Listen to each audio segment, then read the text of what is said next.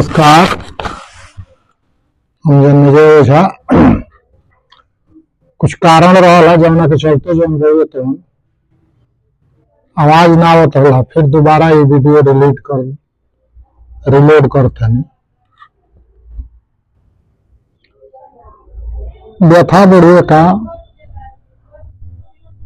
भावना के लिखले बने, सुनी सके वो भाव के।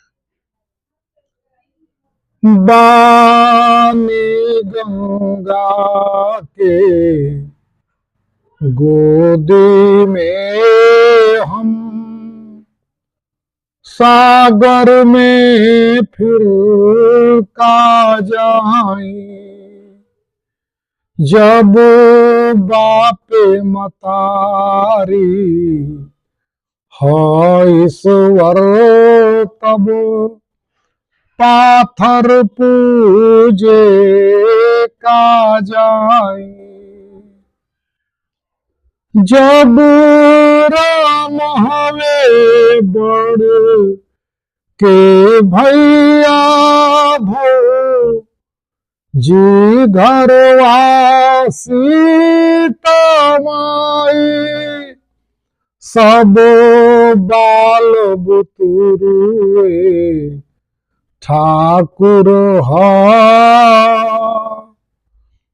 पत्थर के भोगावा कालाई, जब बाल बुतरुए ठाकुर हा पत्थर के भोगावा कालाई।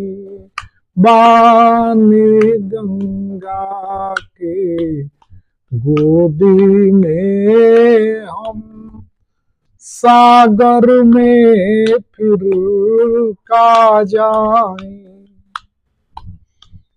नर में जब नारा बाड़े फिर मंदिर मस्जिद काहे के, जब नर सेवा हरि सेवा हो,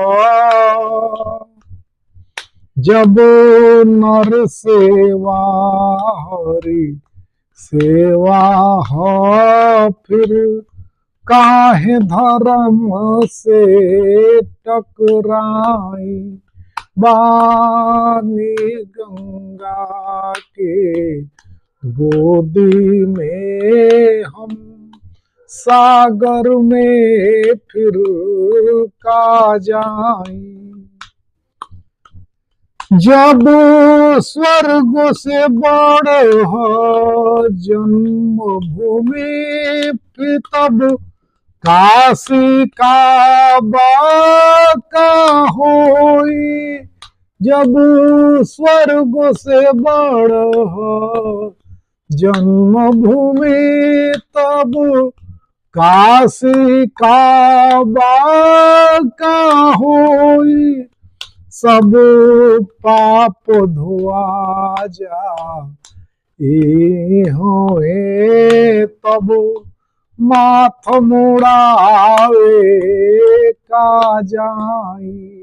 बानी गंगा के गोदी में हम सागर में फिर का जाई। धन्यवाद। कोनो प्रकार के त्रुटि हुई तो क्षमा प्रार्थी बानी। रवा सभे के जन्मजय ओझा फिर जौन बोले तौन दोसर कविता के साथ दूसरा बार मिला।